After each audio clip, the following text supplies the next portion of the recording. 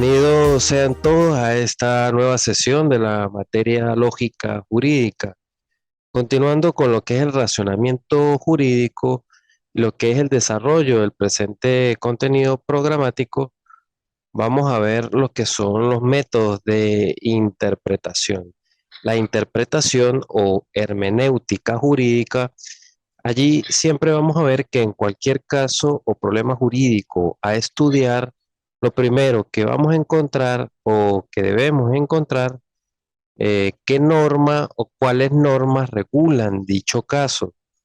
Una vez que encontramos este, el jurista debe enfocarse en encontrar su interpretación para descubrir lo que es el verdadero pensamiento del legislador o aclarar el sentido conveniente de una disposición cuando ésta puede ser que sea dudosa u oscura.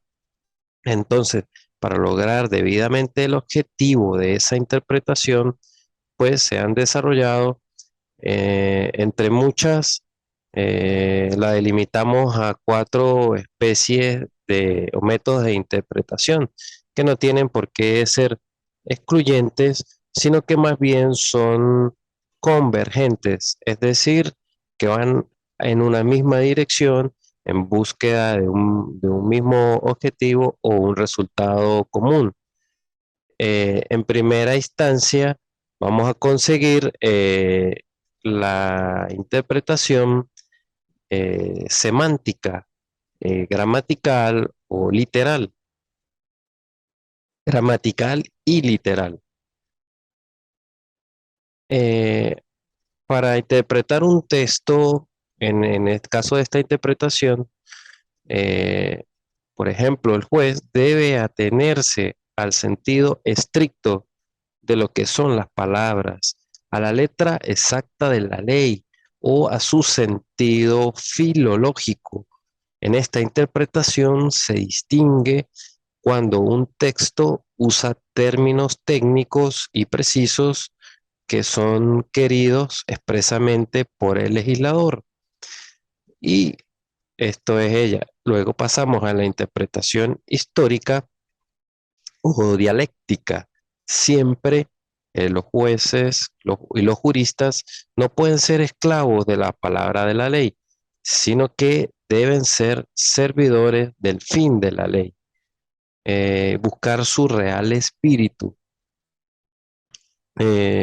Cuando un texto es oscuro o no está claro, se debe recurrir siempre a la intención o espíritu de la ley. Y esto es lo que busca esta interpretación. Debe ir a las ponencias previas, al diario de los debates, a lo que son las exposiciones de motivos, por ejemplo. Y ahí es cuando San Agustín nos decía que hay que distinguir los tiempos para concordarlo con el derecho, ya que las leyes se crean y se aplican dentro de una dinámica temporal. Luego nos conseguimos con la interpretación sistemática, conocida como orgánica. Y es que en el ordenamiento jurídico, por lo general, siempre goza de la condición de ser un sistema orgánico, unitario, coherente e invadido por la razón de derecho fundamental. Si es que quiere, sin querer, eh, que sea un sistema científico. Entonces, aquí se tendrá otra variedad de subsistemas institucionales, por ejemplo, conjuntos de reglas, leyes que van referidas específicamente a determinadas instituciones en el mundo del derecho, como por ejemplo la institución matrimonial, lo que es la compraventa, lo que es la hipoteca, por colocar algunos ejemplos, y allí pues se va a descubrir una identidad de criterios que nos sirven frente a casos análogos y si existen tendencias uniformes, pues Allí se estructura un sistema y es allí donde nos lleva esta interpretación. También conseguimos la interpretación lógica, dialógica.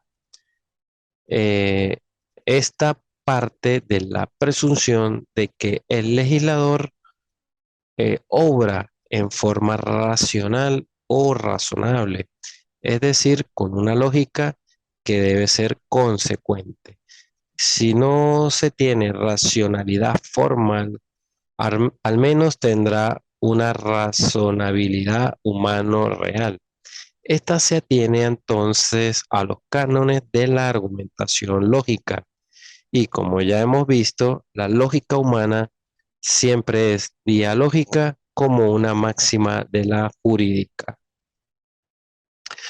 Vamos a pasar ahora a lo que son los argumentos específicos de la interpretación lógica jurídica.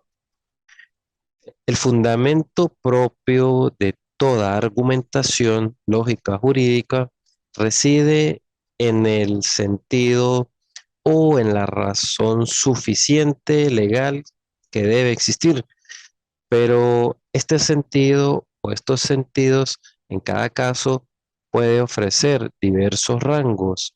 Por ejemplo, la igualdad o en un plano de igualdad en donde pudieras ser una identidad equivalencia o también en un plano de semejanza o analogía y en un plano de la desemejanza, que sería una desigualdad o diversidad. Y también conseguimos el plano de la contradicción. Por tanto, no es de extrañar que exista una gran variedad en su argumentación. En primer lugar, vamos a ver el argumento de analogía. La analogía en el derecho se puede definir como aquella aplicación de una norma o principio jurídico a un hecho que no está expresamente regulado por la ley, si el hecho mismo tiene semejanzas esenciales con otro hecho que sí esté regulado por la ley. Entonces, se habla de analogía cuando una disposición por analogía en derecho, perdón, cuando una disposición jurídica establecida para determinada situación ha de ser aplicada a otras un tanto distintas, conviniendo todas, sin embargo, en esas relaciones esenciales que existen entre ambas. Debemos tener claro y distinguir lo que es la analogía de la interpretación extensiva, ya que la interpretación extensiva de la ley siempre se hace notar como el pensamiento o la idea de la ley que desborda su expresión corta o esa estrecha expresión, mientras que la analogía desarrolla la idea misma de la ley. Esta va en una especie de progreso del derecho, solo que en la dirección indicada por la ley. En cuanto a la analogía del derecho, ella se divide en analogía legis o legal y analogía juris o jurídica. En la analogía legal existe una norma eh, en cualquier otra norma del derecho, mientras que en la analogía jurídica no existe. Por ello, el, el llamado lógico y el jurista eh, existe.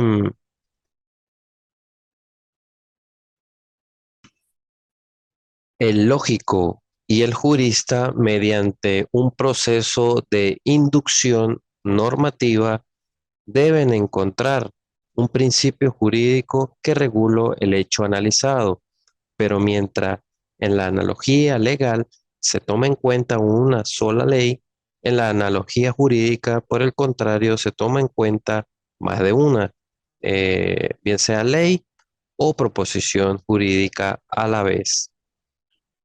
Y como ya les he comentado anteriormente, en el caso de la analogía jurídica, tenemos claro que a los jueces no le es lícito dejar de juzgar bajo el pretexto de que o que exista un silencio o alguna laguna legal o alguna oscuridad o una insuficiencia de la ley. Por eso, cuando tales supuestos se producen, están obligados a aplicar en primer término al caso concreto que les está sometido, aplicar los principios de las leyes análogas, que serían de aplicación de casos similares. Luego pasamos al argumento a contrario sensu o por sentido contrario. Este argumento, al contrario, a efectos instrumentales, se puede definir como aquel argumento por el cual el intérprete sostiene que ha eh, de inmiscuirse que una disposición jurídica que se refiere a una determinada categoría de personas o de comportamientos sea referible también a otra categoría de personas o de comportamientos. Entonces es como una prohibición de interpretar o de poder subsumir ciertas categorías en otras. Este argumento, al contrario, está estrechamente relacionado con la analogía, pero no guarda con esta ninguna afinidad. Es más bien el recurso contrario a ella. Y el fundamento está en que este argumento reside en la no identidad de la razón, pues mientras en la analogía priva la identidad de la razón, en este priva la no identidad de la razón, pero siempre dentro de un mismo campo de semejanza. Ahora pasamos al argumento de mayor a menor. Podemos poner como un ejemplo ese dicho que dice que quien puede lo más, puede lo menos. Argumento designado bajo un tipo de conclusión inmediata. Es esa llamada conclusión por su alternación y consiste entonces en tener por ordenado o por permitido de una manera implícita que se haga algo menor o que esté en un rango inferior de lo que está ordenado o permitido expresamente por la ley, ya que quien puede lo más, puede lo menos. Luego conseguimos el argumento de menor a mayor. Este argumento consiste en inferir de la invalidez del juicio particular la invalidez del correspondiente juicio universal. Quien no puede lo menos, tampoco puede lo más. Jurídicamente, a quien le está prohibido lo menos, pues igualmente le está prohibido lo más. Y también conseguimos el argumento con mayor razón.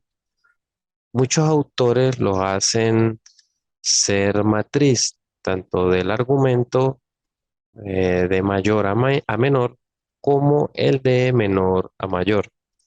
Estas no serían sino dos direcciones de los argumentos con mayor razón, pero este criterio parte de no ser del todo correcto, pues le quitaría al argumento de con mayor razón aquel sentido de teleológico, que es el de mayor aplicabilidad en la argumentación jurídica. Por ejemplo, si está prohibido en la vía pública andar en bicicleta, pues entonces por un argumento con mayor razón, pues estará prohibido también la marcha en un triciclo, por ejemplo. Entonces, en esta argumentación, lo que se pone en referencia y en relevancia es una valoración psicológica y sobre todo teleológica. Como ya vimos dentro de estos argumentos de la analogía y diferenciamos entre la analogía legal y la analogía jurídica, ya fue explicado anteriormente, pues vamos a pasar a lo que es hablar de lo que es la falacia. Falacia, vicio, error o lógica no formal. El término en sí es vago, pero designa, hablando con propiedad, cualquier idea o razonamiento que sea incorrecto. Todo es referido a todo error en el racionamiento o en el argumento. Esa ambigüedad en el término falacia ha dado lugar a precisar los aspectos que a los términos que amparan al error lógico. Y así podemos ver, aparte de falacia, otros términos como sofismo y paradoja. Entonces, la falacia como tal es ese racionamiento falso o incorrecto que pareciera ser correcto, pero su argumentación aparentemente correcta se hace de una forma que, que pudiera estar correcta, pero defiende algo falso y quiere confundir al contrario. Entonces el error cometido impremeditadamente en el pensamiento se llama paralelismo.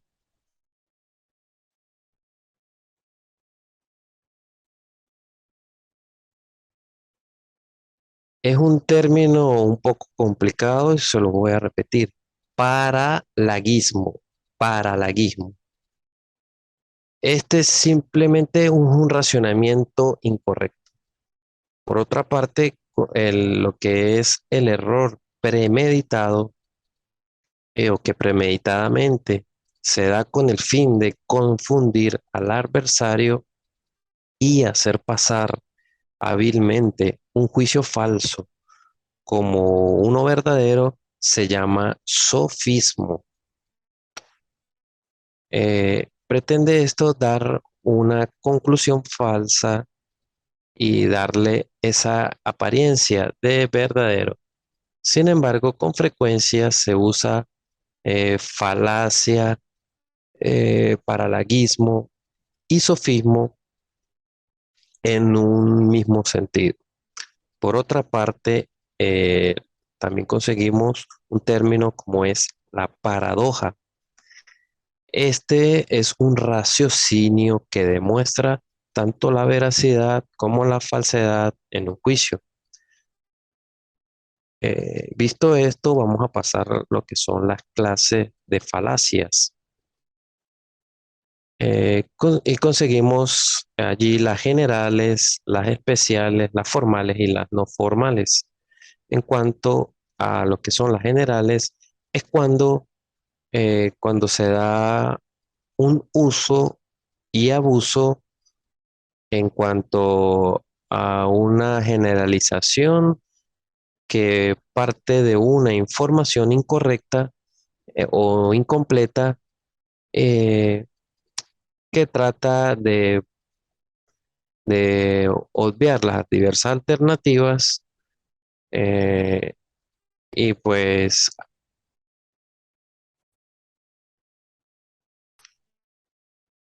entonces repitiendo, las falacias generales es cuando se hace el uso y abuso de una generalización a partir de una información incompleta o que del olvido trata las diversas alternativas si ese fuera el caso.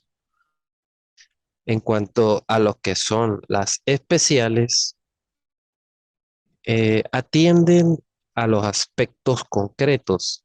Dentro de estas podemos conseguir el provincianismo, que es el sectarismo, el unicismo, entre otras, ya que en estos casos se universaliza lo específico. También conseguimos la pista falsa, que es cuando se alude a una cuestión de interés por ambas partes para que nadie advierta cómo se está desviando la atención. Conseguimos también el falso dilema, que es reducirle eh, las opciones solo a dos incompatibles entre sí, tanto cuando se busca favorecer a una persona como cuando se le perjudica. También conseguimos el argumento emotivo, que busca persuadir en base a la emotividad, a un sentimiento, por ejemplo, y y tenemos que tener claro que una cosa es persuadir y otra convencer. También conseguimos la petición de principio, que es admitir como válido lo que hay que probar primeramente. Y también la supresión de la prueba, que es presentar los datos que apoyan la propia tesis, ocultando los datos que la contradicen. Unos y otros pueden ser formales y no formales. Señalamos los más comunes. Ahora, en cuanto a las falacias formales, son aquellas cometidas en el lenguaje lógico formal, que son esas distintas infracciones contra los procesos lógicos o contra las reglas de la argumentación. Estas las conocemos como errores o falacias formales. Y por último conseguimos por acá esas falacias no formales, eh, que son las falacias del lenguaje no formal, como lo dice su propio nombre, y se cometen exactamente por no atenerse a los términos precisos del mismo lenguaje o por falta de atinencia lógica entre lo que es la premisa y la conclusión, o por ambigüedad o por eh, o cuando se llega a a una conclusión irrelevante. Pasamos ahora a lo que es en la argumentación lógica jurídica o crítica de argumentos. En cuanto a su concepto de la crítica o refutación, es esa operación lógica que busca invalidar una demostración, estableciendo la falsedad o una falta de fundamentación de la tesis demostrada. Es el juicio que se debe refutar, el que se llama tesis de refutación. Los juicios mediante los cuales se refuta una tesis se llaman argumentos de refutación.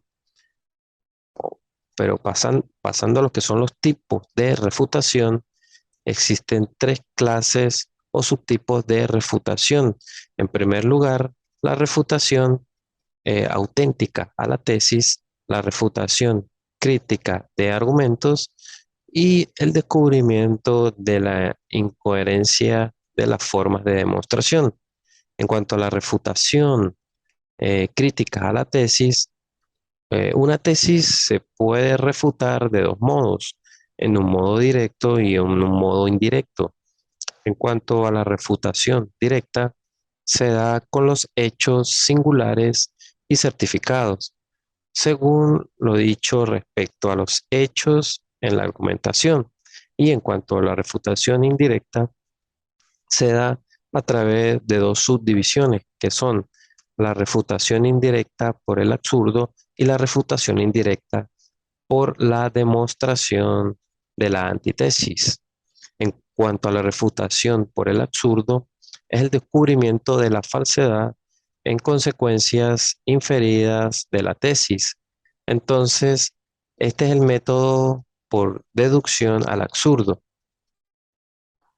En cuanto a la refutación por la demostración en la antítesis, es cuando frente a una tesis o un juicio a refutar, en el caso que es a refutar una variable, eh, se lleva a un juicio contradictorio con la variable eh, en el que éste se demuestra como una antítesis.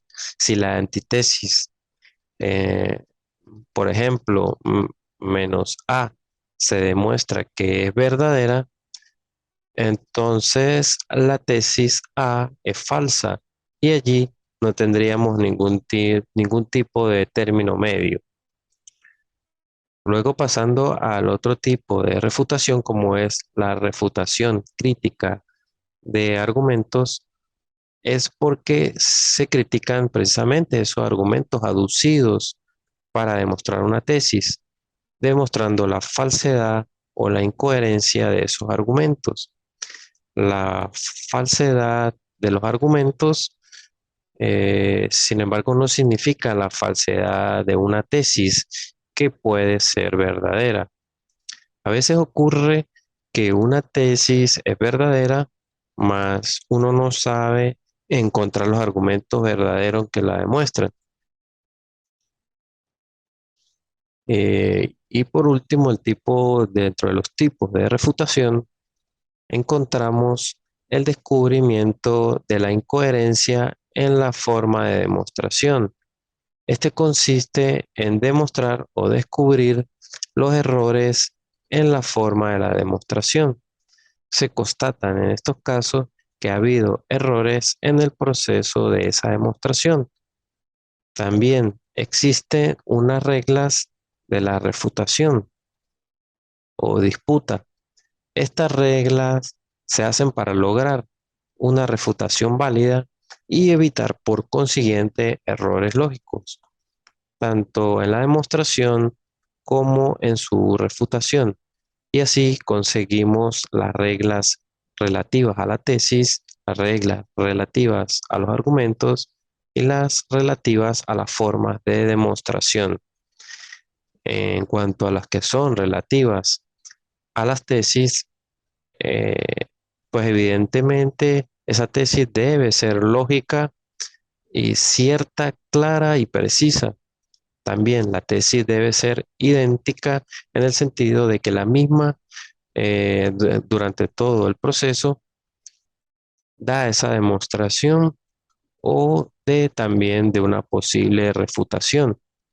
En cuanto a las reglas de refutación relativas a los argumentos aducidos para comprobar una tesis o su refutación deben ser verdaderos y no contradictorios, es decir, deben ser consistentes. Eh, los argumentos deben también constituir una base suficiente para corroborar la tesis. Por ello deben ser completos y pertinentes. Y los argumentos deben ser juicios cuya veracidad ha sido ya demostrada, independientemente de la tesis o refutación. Por ello deben ser coherentes y veraces. Y en cuanto a las reglas relativas a la forma de demostración, la tesis debe ser una conclusión cuya exigencia de validez se infiere lógicamente de los argumentos, según las reglas generales de racionamiento, conforme a esas reglas de demostración directa y o indirecta. Por último, en la presente materia, vamos a hablar de lo que es la relación entre la lógica jurídica y la argumentación jurídica, ya que es conveniente hacer una consideración acerca de esa relación entre ambas, así como el ámbito lógico de las mismas.